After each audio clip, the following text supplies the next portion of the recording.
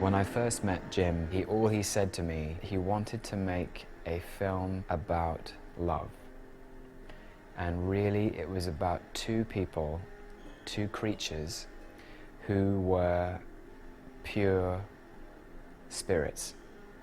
And that they were they were yin and yang, they were black and white, they were the sun and the moon, and that they were very rare, sensitive, delicate beings who were alive to the gift of human creativity, to the gift of life, really. They were so sensitive to the things that we've been given, things, nature and poetry and music and science and philosophy and literature and love, ultimately.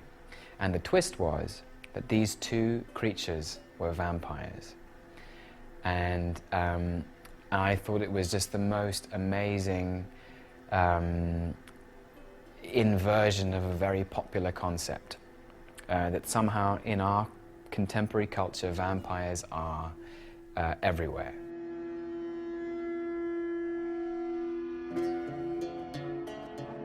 When I first met Jim, he said, "Tom, Adam is basically Hamlet as played by Syd Barrett." And I thought that was one of the greatest descriptions of a character that I'd ever heard. And I understood it immediately, is that he is a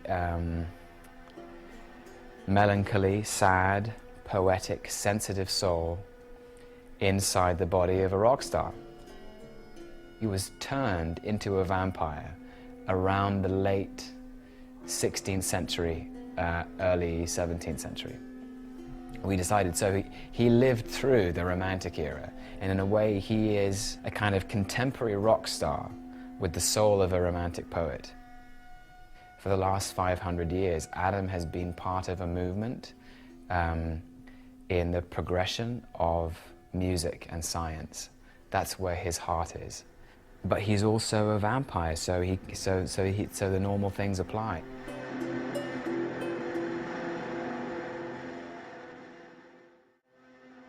They've been incarnations of our sublimated desires, you know. They've been sort of embodiments of our sexuality, of our sort of feral animalism. That there is, because you know, the vampires are the living dead. They're closer to wolves and bats and beasts than humans, and they live off blood, and they have fangs. You know, there's all of these things. And Jim was taking something that was very popular and making it his own, and making these vampires, Adam and Eve, he was basically making them artists. Adam has a special deal with the local hospital where he gets, you know, clean, pure, O negative, type O negative blood.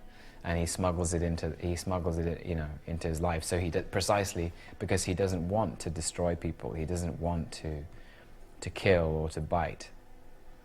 Yeah, I've been saying to my family, he's like a vegetarian vampire.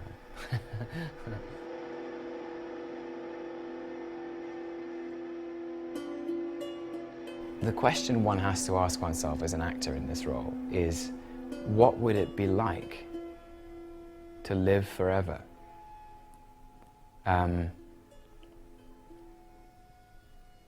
What would it be like to be immortal? And for many, many, many people, that would be a blessing, because as human beings on this planet, we all run out of time. We all do, we all die. And we all die, I'm sure, with a long list of things that we never did. And Adam and Eve don't have that problem.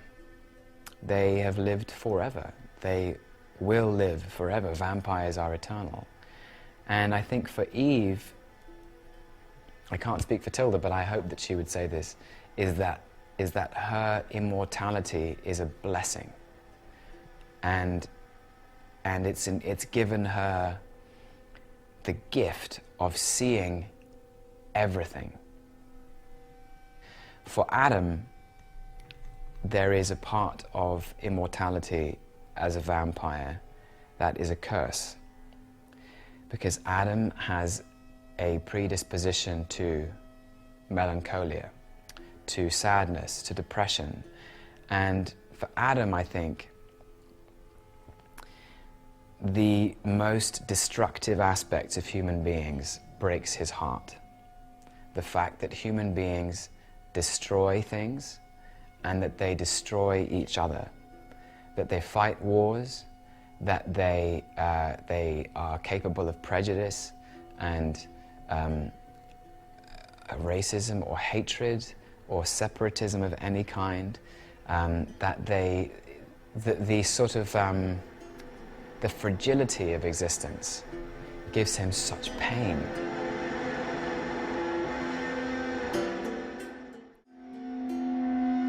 Adam and Eve remind each other that the only reason for living is for love. And even in the course of that belief is tested by the fact that then life becomes endangered. So we have two people who live off blood and their blood supply runs out. So they have to survive together and they have to learn how to survive. And I hope that the reason that they can, the reason that they are left alive, is because they are lovers. So only lovers left alive is a summation for me of the primacy of true love, in a way.